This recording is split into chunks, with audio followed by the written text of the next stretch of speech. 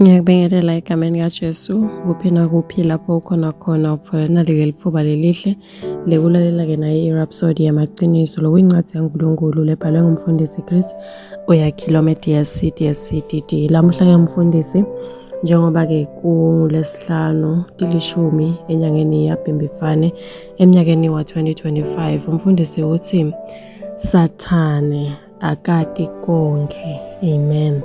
Kofa sikhuluma inhlakanipho yaNkulunkulu yemfihlo efihlekile.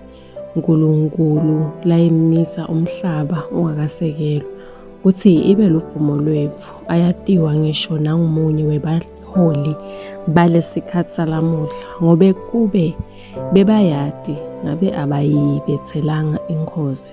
1 Corinthians 2:7-8. Amen.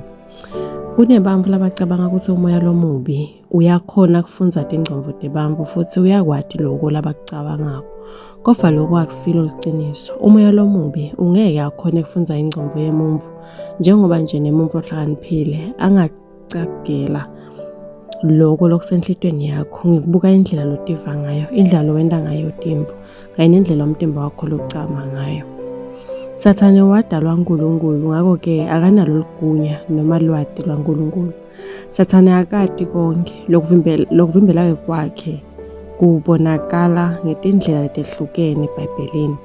Nasi isibonelo, ngemva kokutalwa kwaJesu, Herod wakhatsateka nakeva kutsi inkhosi yemaJuda beseyitelwe eBethlehem.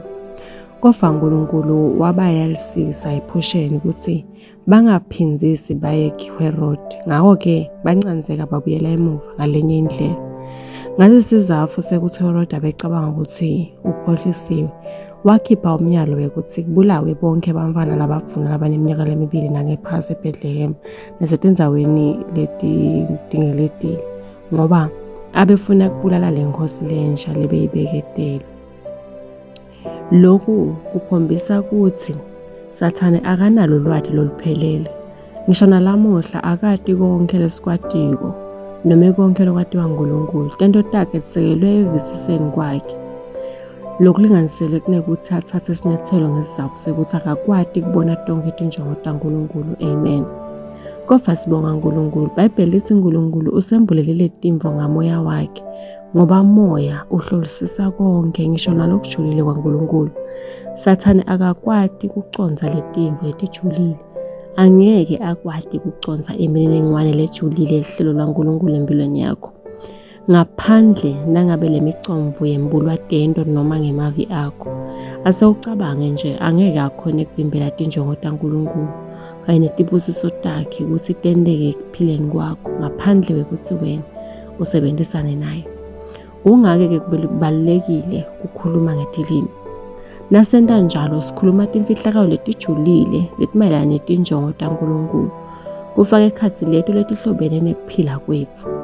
LiBhayibheli lithi ku-1 Corinthians 14:2 kuthi kude umuntfu locondzako lesikushoko, ngisho naSathane imbala, uNkulunkulu usembulele tona ngamoya wakhe. Amen. Uma ufuna kuchubeka naso ke sifundvo setfu, ungafunza 1 Corinthians 2:7-8 na 1 Corinthians 2:12. Amen. Kulesikhathi nyalo sithatha-ke nangu umthandazo utawusho emva kwami uthi babe lothandzekako, ngiyabonga ngekwati kwakho konke nangekungehlula kuJesu Kristu.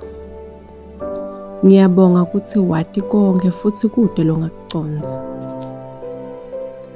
Ngiyahamba ngikucondziswa nguwe, uhlakanipha kwakho, futhi ngithembele ehlelweni lakho loluphelele lwempilo yami.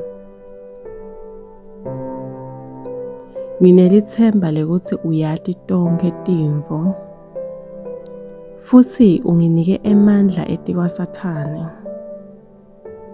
nemandla ebumnyama. Egameni likaJesu Kristu. Amen. Ngiyathemba ukuthi uyijabulele i-Rhapsody yalomuhla. Amen.